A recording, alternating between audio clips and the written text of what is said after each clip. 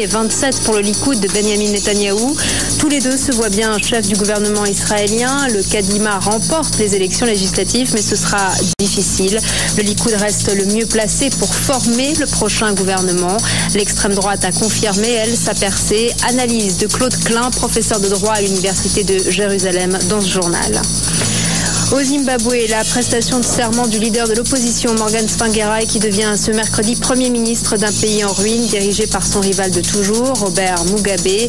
Morgan Tsvangirai, Premier ministre après des années de lutte contre le président zimbabwéen. Et puis des attentats suicides à Kaboul. Plusieurs bâtiments ont été visés par 8 kamikazes, au moins 26 morts. Bilan provisoire de ces attentats revendiqués par des talibans en Afghanistan. Et puis un officier français a été tué lors d'un accrochage avec des insurgés. Nous partons tout de suite à Kaboul. Je vous le disais en titre, au moins 26 morts et 54 blessés à Kaboul en Afghanistan. 8 terroristes ont visé des bâtiments publics, notamment de la justice et des locaux de l'administration pénitentiaire. Le bilan est encore provisoire. Alors nous sommes en ligne avec Claire Billet, notre correspondante à Kaboul. Un officier français a été tué aujourd'hui. Un soldat a été blessé et leur interprète tué, toujours dans les environs de Kaboul. Est-ce que vous avez d'autres précisions ? Oui, écoutez, d'abord on sait que l'officier français qui a été tué, le soldat qui a été blessé appartient au 35e régiment d'artillerie parachutistes de Tarbes. On sait qu'ils étaient en patrouille avec l'armée afghane dans la province du Logar, comme vous l'avez dit, qui est voisine de Kaboul, la capitale afghane. À ce moment-là, ils ont été pris en embuscade. Donc d'abord une bombe a été posée au bord de la route.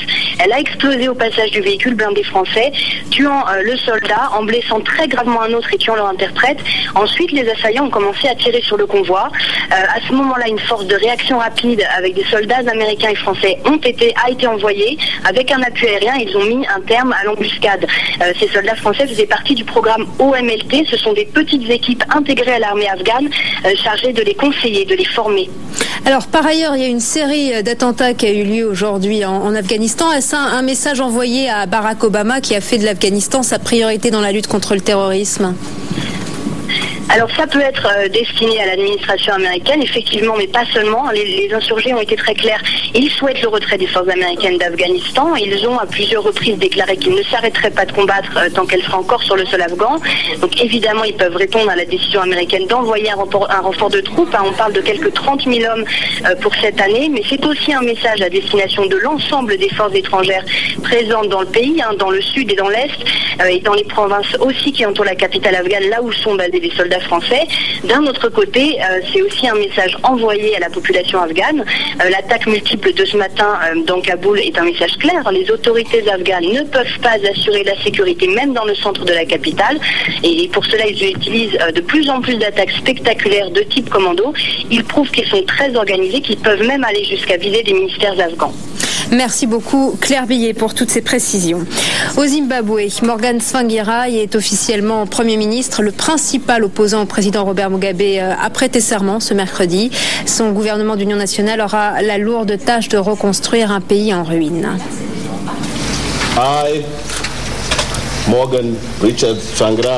Moi, Morgan Tsvangirai, jure que je serai fidèle et fais serment d'allégeance au Zimbabwe.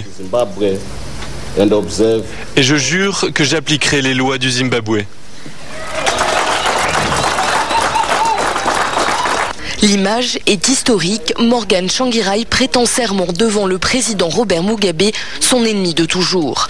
Il devient officiellement Premier ministre du Zimbabwe. Une cérémonie qui met fin à plusieurs mois de négociations souvent bloquées sur les modalités de partage du pouvoir entre le camp de Mugabe et l'opposition. La signature de l'accord de partage remontant au 15 septembre dernier. Mais le mariage entre les deux hommes est un mariage forcé. Leur collaboration s'annonce difficile dans des domaines clés comme la sécurité, avec un ministère de l'Intérieur où les deux parties vont devoir se partager le fauteuil. L'économie ensuite, le futur ministre des Finances Tendai Biti, numéro 2 du NDC, devra composer avec le gouverneur de la Banque centrale, Gideon Gono, qui appartient lui au camp de Mugabe. Un autre problème sur lequel il s'oppose, la libération des opposants politiques dont Tsvangirai avait fait une condition à sa prestation de serment, mais la situation n'a pour le moment pas été résolue. Il y a en tout cas urgence, il va falloir reconstruire un pays en ruine touché par une profonde crise économique. La devise nationale ne vaut quasiment plus rien et le taux de chômage dépasse les 90%. Les Zimbabwéens sont menacés de famine et l'épidémie de choléra a déjà fait plus de 3400 morts dans tout le pays. À la une de l'actualité internationale ce mercredi, également les élections législatives en Israël. Les résultats tiennent dans un mouchoir de poche. Le parti centriste Kadima l'emporte d'une courte tête. Talonné par le Likoud, le parti de Benjamin Netanyahou, le parti centriste Kadima de Tzipi Livni obtient 28 sièges. Le Likoud de l'ancien Premier ministre Netanyahou n'est que deuxième avec 27 sièges. La formation d'extrême droite Israël Beitenu récolte 15 sièges. Le parti travailliste Ehud Barak, grand perdant, devient la quatrième force politique du pays avec 13 sièges. Enfin, 11 sièges pour le parti ultra-orthodoxe Chasse.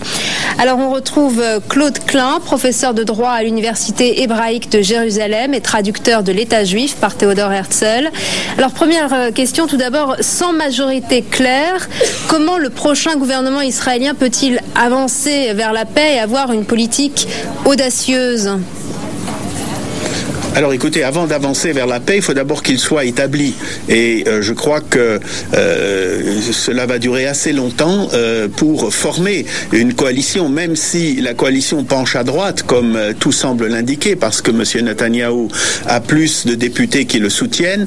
Il va être extrêmement difficile pour lui de former une coalition qui sera qui dépendra de 6 partis, dont certains sont tout petits, et à la moindre menace, il devra soit céder, soit le gouvernement tombera. Il essaiera peut-être aussi de former un gouvernement qui serait plus axé vers le centre droit. S'il parvenait à faire entrer le Kadima dans son gouvernement, je crois que il serait beaucoup plus assuré de pouvoir d'abord former un gouvernement. Le second élément ensuite sera évidemment la politique que ce gouvernement pourra mener. Et ce n'est que s'il établit sa coalition sur le centre, avec Kadima, que l'on peut attendre à des progrès même minimes dans la négociation.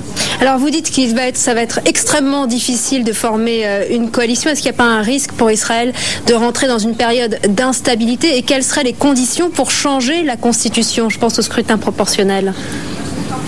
Oui, alors l'instabilité politique, Israël la connaît déjà, puisque pratiquement aucune chambre n'est parvenue au terme de la législature, qui est de 4 ans. La moyenne maintenant est de 2 ans, 2 ans et demi. Aucune législature ne parvient à son terme, précisément à cause de cette atomisation de la vie politique. Alors le grand mal vient, comme tout le monde le sait, de la représentation proportionnelle. Le pays tout entier ne forme qu'une seule circonscription, et cela permet évidemment une fragmentation de la représentation politique. Il faut changer la loi électorale, cela on le sait depuis 1949. Simplement, pour changer la loi électorale, il faut la majorité absolue, 61 voix, et cela devient extrêmement difficile car les grands partis qui auraient pu le faire autrefois ont toujours eu peur de se mettre à dos les petits partis avec lesquels ils sont en coalition, car ces petits partis, certains d'entre eux, disparaîtraient. Mais ce qui est extrêmement intéressant, c'est que depuis hier soir, tous les commentateurs, d'une part, ainsi que les leaders politiques des grandes formations, disent que véritablement maintenant, on est arrivé à un moment où on ne pourra plus franchir ce pas, c'est-à-dire la modification du mode de scrutin et de passer, par exemple, à un système mixte tel qu'il existe dans la République fédérale d'Allemagne, c'est-à-dire d'une part un scrutin proportionnel, mais d'autre part un scrutin majoritaire dans des circonscriptions. Ce n'est qu'à ce prix-là qu'on pourra arriver à dégager des majorités, ou en tout cas un semblant de majorité, car le pays est extrêmement difficile à gouverner, également du fait de son hétérogénéité, non pas seulement politique, mais également sociale. Merci beaucoup Claude Klein d'avoir été en ligne avec nous sur France 24. Et puis le groupe automobile PSA fait état d'une perte nette de 343 millions d'euros en 2008. Le constructeur ne prévoit pas de retourner avec la rentabilité avant 2 ans. Il table sur plus de 11 000 départs volontaires en 2009 dans le monde. Peugeot Citroën va bénéficier d'un prêt de 3 milliards d'euros contre l'engagement de maintenir les usines en France. Des garanties qui font bondir Bruxelles. La ministre française de l'économie Christine Lagarde a refusé toute accusation de protectionnisme. Fin de ce journal, merci de votre attention et l'information continue sur France 24.